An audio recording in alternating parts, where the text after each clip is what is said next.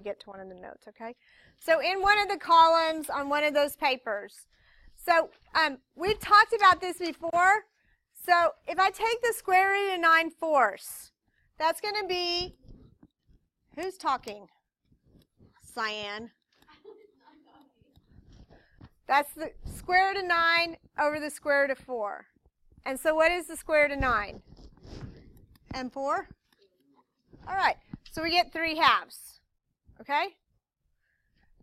So on the next one, I'm going to have the square root of 9 over the square root of 5.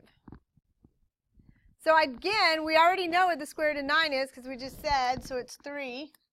But do I know what the square root of 5 is? Okay, so I'm going to write the square root of 5. But I'm not allowed to have the square root in a denominator. It's just one of those rules. We just can't. So I have to get the square root out. And this is how I'm going to do it. I'm going to multiply by whatever is in the denominator. So I'm going to multiply by the square root of 5 over the square root of 5. So why do you think that's okay? Why can I multiply by the square root of 5 over the square root of 5? Because it cancels and it's really like multiplying by 1, right? So on top, I'm going to have 3 square roots of 5.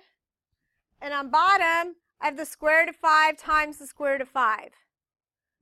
So it's really the square root of 25, which is 5. So anytime you multiply the square root of 5 times the square root of 5, you're going to get what's underneath the square root. And so this is called rationalizing the denominator. Doesn't that make you just feel a little bit smarter? Look, we've rationalized the denominator. It's so much fun. This is so much fun. All right, so what about the next one? I have the square root of 3 over the square root of 2. I need to rationalize the denominator, so what am I multiplying by? What's in the denominator? So the square root of 2 over the square root of 2. So if I multiply by the square root of 2 times the square root of 2, what do I get? 2. And on top, I get 3 times 2, which is 6. So I get the square root of 6 over 2. Okay? That's not a good question to ask Joseph. All right. So I'm going to start on the paper that says Descartes' rule of signs.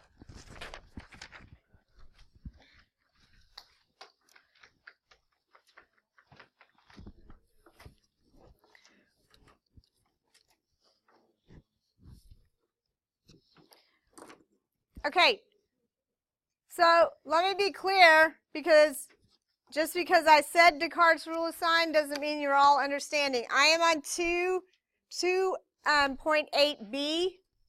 Make sure you're actually on the right one because they're both pink. And this has been a problem all day long. Okay.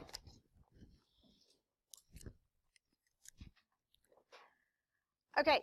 So yesterday when we listed out, do y'all have a question? So it's the square root of 6 over 2. Okay.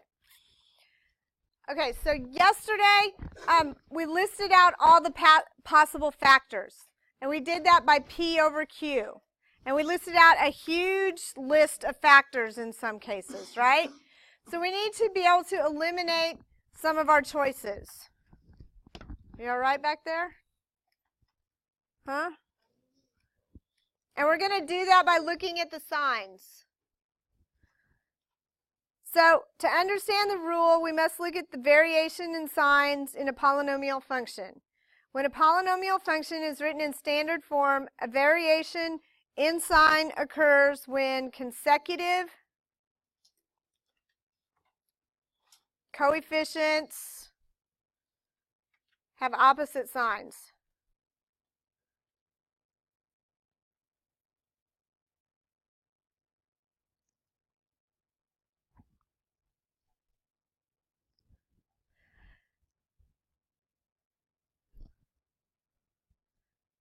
So if I look at the given polynomial, 4x to the 5th minus 3x to the 4th plus 7x third, blah, blah, blah, if I start right here, Joseph, if I start right here, what's the sign in front of the 4?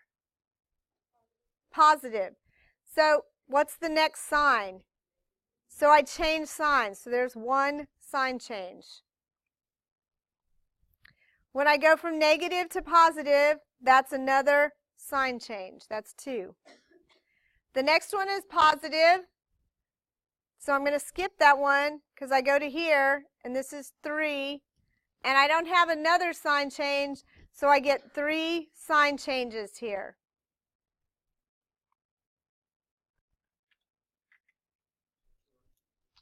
Because it makes me feel better. Okay. I'm going to do number 3 to start.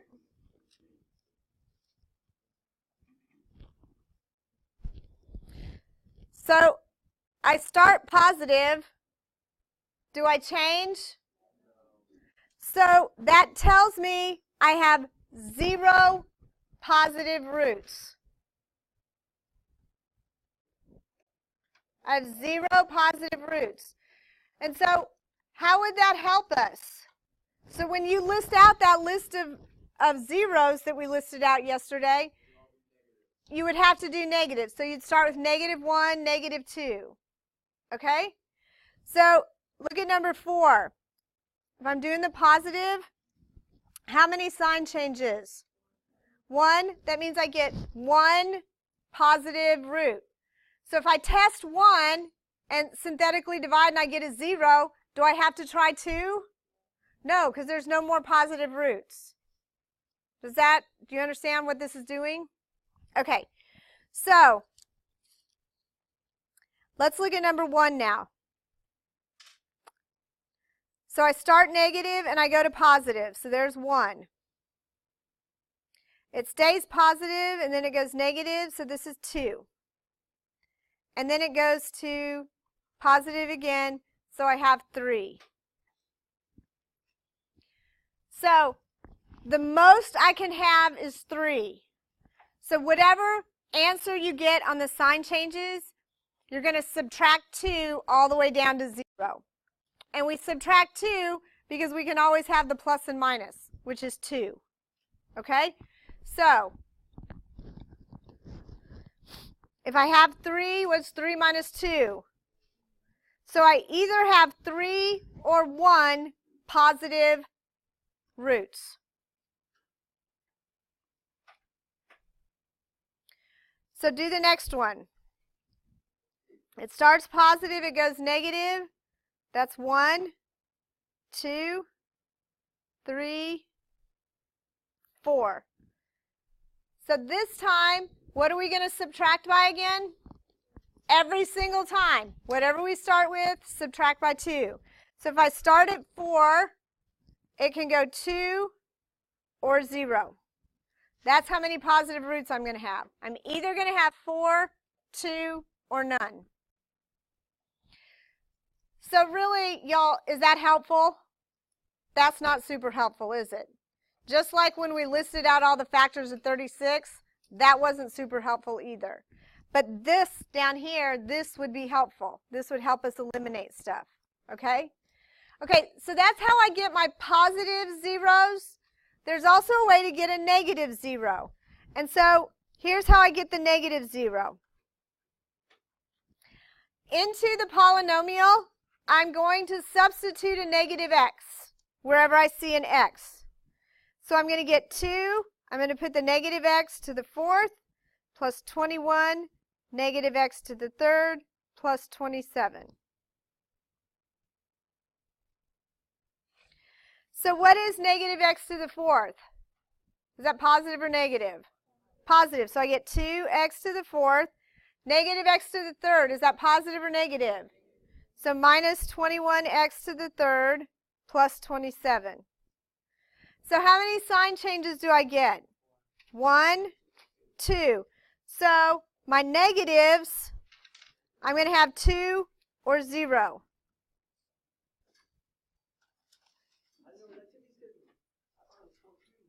What? Okay, where's your admit? And who gave you an admit to come in with all that food? I thought it was lunch. But it's not lunch.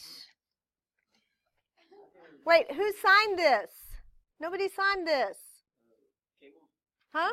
As it came off from the attendant. It just gave me that. Okay, where have you been? The DPS. I was getting my driver's license. Did you get it? Yes. I've been there. That's good. That's good. I'm trying not to miss your class. That's good too. That's Noah Macias. He got his license. We should celebrate that, okay? Okay, so I have two negatives, and I subtracted 2, so that's 0. I want to do this again on the negative side.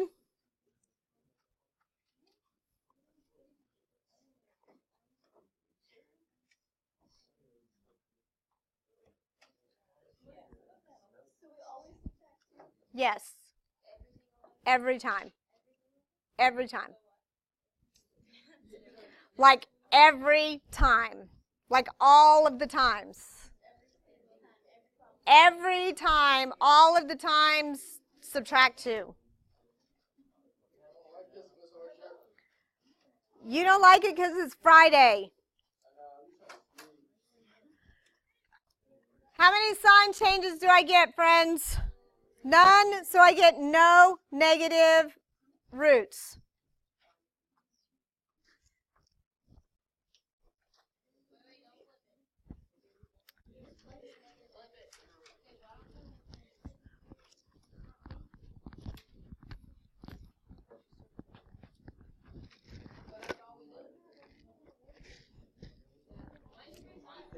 Okay, shh. So, okay, you guys, look. Literally, all I'm doing is counting the sign changes and subtracting 2. And then I plug in the negative x and do it for the negatives. Positive roots, negative roots. Okay? We are having fun. Yes, we're counting. It's like a kindergarten skill. This is super fun. Okay, yeah, that's it. Like that's it. I can't do anything more with it.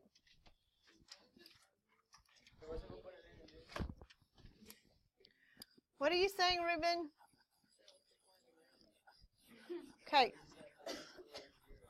Why did I show you that? We're going to find the roots.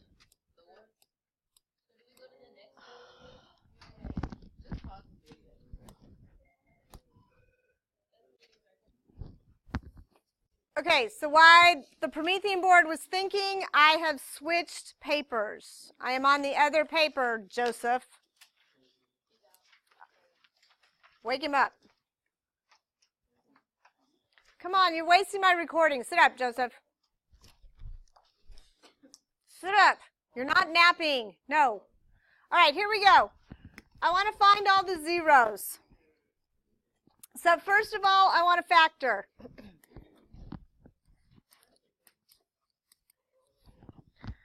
18 and negative 9, what are the factors? Negative 6, negative 3. So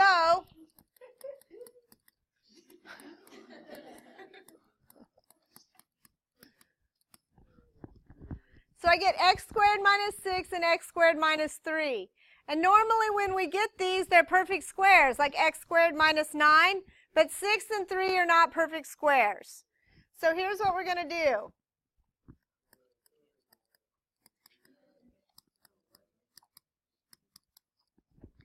So we're going to set each of these equal to 0. And when I do that, I'm going to subtract the 6. Add the 6. And what's the inverse of the squared? The square root. And when I take the square root on both sides, I get plus and minus 6. And on this side, if I add the 3 and I take the square root,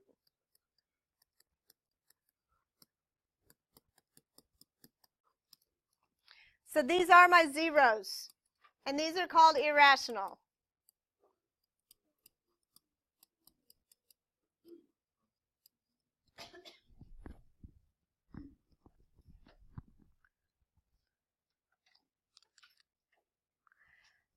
So we're going to do number 2. If I factor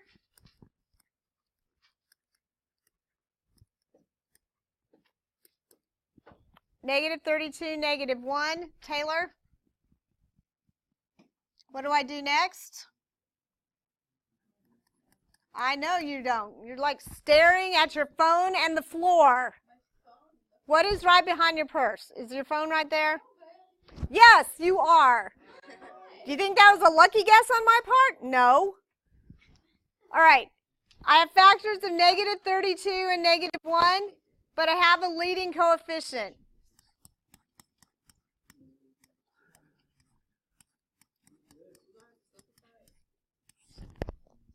We are going to have to. So, the 4x squared minus 32, this side will simplify.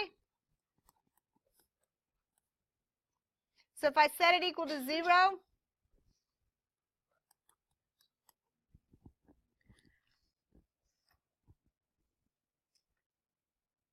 what do I do next? I square root it. So I get plus or minus the square root of 8. Can I simplify the square root of 8? It's 4 times 2, so what's the square root of 4? So I get plus or minus 2 square roots of 2 on this side. On this side, when I add the 1, bless you.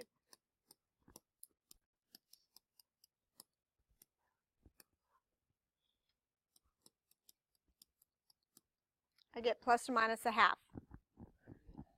What's the square root of 1? What's the square root of 4? 1/2.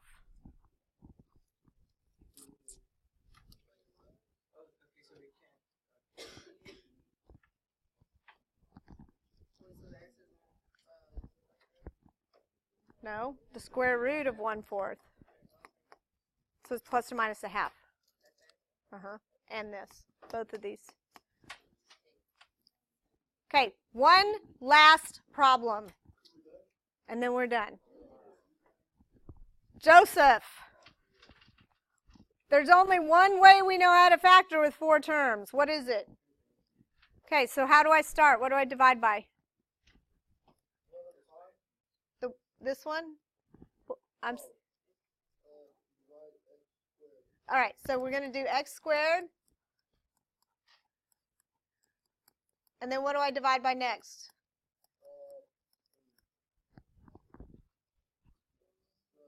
Negative.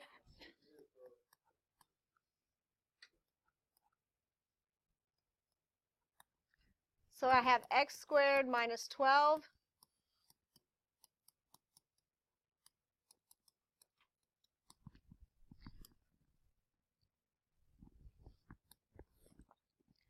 So this side we're going to set equal to 0. I'm going to add 12, take the square root.